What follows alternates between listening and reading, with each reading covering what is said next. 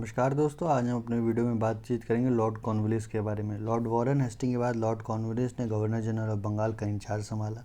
इनकी early life के बारे में बात की जाए तो इनका नाम चार्ल्स एल कॉर्नवालिस था। इनका जो जन्म हुआ वो 31 दिसंबर 1738 को लंदन में हुआ और इनकी मृत्यु अक्टूबर 5, 1805 में गाज़ीपुर उत्तर प्रदेश में हुई। ये गवर्नर जनरल ऑफ इंडिया तो थे ही, साथ ही साथ ये वॉइसरॉय ऑफ आयरलैंड भी बने। और इनको जो जाना जाता है यॉर्कटाउन वर्जीनिया में जो इनकी डिफ़ीट हुई थी अमेरिकन रेवोल्यूशन में, जहाँ पे इनको फ्रेंच आर्मी ने घेर लिया था और उन्होंने अपनी पूरी आर्मी के साथ सरेंडर किया था, तो इनको उस कारण भी जाना जाता है। लॉर्ड कॉर्नवालिस ने बहुत सारे यहाँ काम किए। लॉर्ड कॉर्नवालिस ने ये एक पहले व्यक्ति थे जिन्होंने लॉज को कोडिफाई किया, परमानेंट सेटलमेंट बंगाल में इंट्रोड्यूस कराया, इज़रदारी सिस्टम कराया, created the post of district जज, और उनको father of civil services in India भी कहा जाता है। क्वेश्चन यहाँ पे लॉर्ड कॉर्नवालिस के हिसाब से ये बनेगा कि who was the first person to codify laws. तो Lord Cornwallis, permanent settlement introduce कराने वाले लॉर्ड कॉर्नवालिस, और father of civil services in India, जो कि बहुत सारे एग्जामों में आ चुका है, लॉर्ड कॉर्नवालिस। इसके साथ ही इनके टाइम में थर्ड एंग्लो मैसूर वॉर हुई और ट्रीटी ऑफ श्रीरंगपट्टनम हुई, जहाँ टीपू सुल्तान और ब्रिटिश एम्पायर के बीच में एक ट्रीटी साइन की गई थी। और इन्होंने पुलिस रिफॉर्म भी बहुत सारे किए। कोडिफाई लॉ का मतलब क्या होता है? कोडिफाई लॉ का मतलब ये होता है कि कंपनी जो थी उनके जो पर्सनल थे, यानी जो लोग थे, उनको 3 ब्रांचेस में कॉर्नवालिस ने डिवाइड किया। एक था रेवेन्यू, एक था जुडिशियल, एक था कॉमर्शियल। जो पहले जो 2 ब्रांचेस थी, यानी रेवेन्यू और जुडिशियल, इनके मेंबर्स को प्राइवेट ट्रेड करने से रोक लगा दी गई, और बाकी कॉमर्शियल वाले तो कर ही सकते हैं। परमानेंट सेटलमेंट का क्या मतलब है?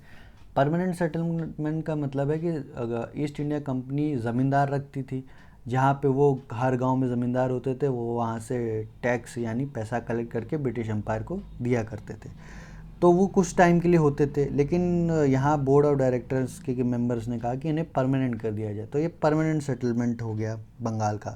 पहले का बंगाल यानी आज का बंगाल, बिहार और उड़ीसा। अब यहाँ बात की जाए थर्ड एंग्लो मैसूर वॉर जो लॉर्ड कॉर्नवालिस के टाइम हुई, इसकी बैकग्राउंड हिस्ट्री क्या है?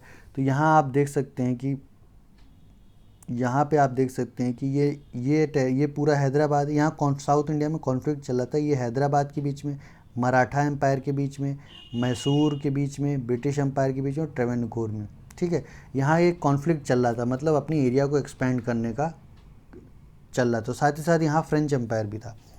तो क्या हुआ कि ब्रिटिशरों ने सोचा कि हम निज़ाम ऑफ हैदराबाद और मराठाओं से गुड रिलेशन डेवलप करते हैं। यहाँ गुड रिलेशन डेवलप कर रहे थे। टीपू सुल्तान वहाँ फ्रेंचों के साथ अपने रिश्तों को अच्छा कर रहे थे। ठीक है, तो और साथ ही साथ टीपू सुल्तान ने डिसाइड किया कि जो इंग्लिश प्रिजनर हैं, सेकेंड एंग्लो मैसूर वॉर से जो प्रिजनर हुए थे लड़ाई में, ट्रीटी ऑफ मैंगलोर में जो साइन हुई थी, उसमें लिखा था कि आपको इंग्लिश प्रिजनरों को छोड़ना होगा। टीपू सुल्तान ने मना कर दिया कि हम नहीं छोड़ेंगे। साथ ही साथ टीपू सुल्तान ने ट्रेवेनकोर पे वॉर डिक्लेयर कर दी, जो ब्रिटिश एम्पायर का एक हिस्सा, मतलब फ्रेंडली स्टेट था। इसके रिएक्शन में लॉर्ड कॉर्नवालिस ने वॉर रेस कर दी। तो ये वॉर हुई। ये जब वॉर हुई तो टीपू सुल्तान को हार का सामना करना पड़ा और टीपू सुल्तान मतलब अपने रिट्रीट किया उन्होंने। जब उन्होंने रिट्रीट किया तो लॉर्ड कॉर्नवालिस ने इसका फ़ायदा उठाते हुए श्रीरंगपट्टनम में हमला कर दिया, जो उनकी राजधानी थी। श्रीरंगपट्टनम में हमला किया तो टीपू सुल्तान ने समझौते के लिए हाथ बढ़ाया। तो वहाँ पे एक ट्रीटी साइन हुई, जिसे हम ट्रीटी ऑफ, जैसे कि यहाँ फ़ोटो है श्रीरंगपट्टनम, ये श्रीरंगपट्टनम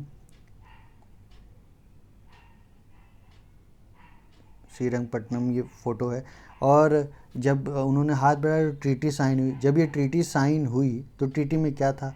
ट्रीटी में ये लिखा हुआ था टीपू सुल्तान ने ब्रिटिश एम्पायर पे वॉर रेज की है, उनकी प्रॉपर्टी को डैमेज किया है, तो इसके एवज में उनको 3 करोड़ रुपए एज अ फाइन या कहते सिक्योरिटी देनी पड़ेगी।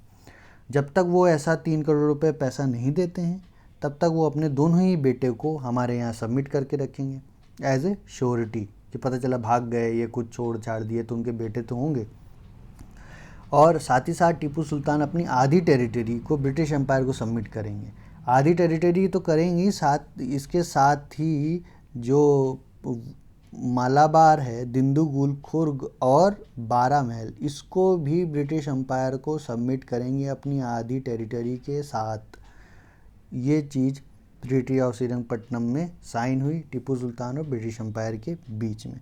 आई होप आपको ये टॉपिक समझ में आ गया हो। अगर ये वीडियो अच्छी लगी तो वीडियो को लाइक करिए, शेयर करिए और चैनल को सब्सक्राइब करिए फर्दर इंडियन हिस्ट्री के बारे में जानने के लिए। Thank you very much.